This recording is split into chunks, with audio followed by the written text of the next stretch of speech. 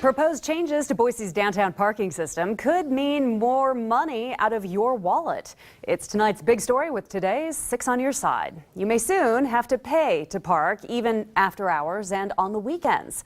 This is Boise weighs its options. Mike Sharp joins us live in studio with the story.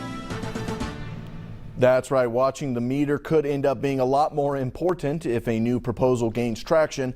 And whether it's a good thing or a bad thing, well, that all depends on your perspective. Finding a metered parking space in downtown Boise can be a difficult task in the late afternoon. Too difficult, according to advocates of a change in the parking system. If you were to come down to Boise on a Friday night at 7:30, it's very hard to find a parking space around the metered areas, and that's because there's no enforcement during that time. Because of that, Kroner says businesses approached the city about charging for parking until 8 p.m., 2 hours later than they currently do. The proposal would also charge for parking all day on Saturday, which is currently a free parking day in the city. Kroner says the change would make people move their vehicles and free up more space by encouraging long-term parkers to use a public garage. We could provide more available parking in downtown Boise to help the businesses and their customers get in and out of the businesses.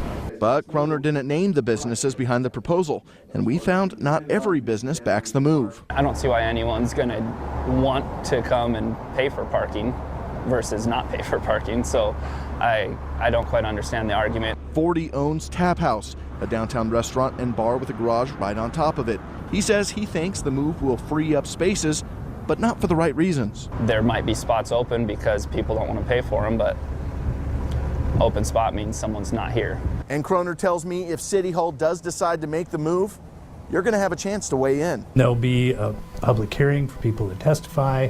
There's also 3 readings, and the ordinance will be finalized upon the 3rd reading.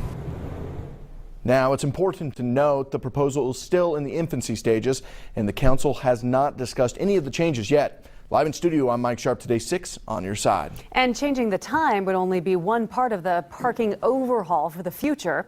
Others will likely include a hike in fees, as well as more card-reading parking meters, and possibly technology to add money to meters with your smartphone.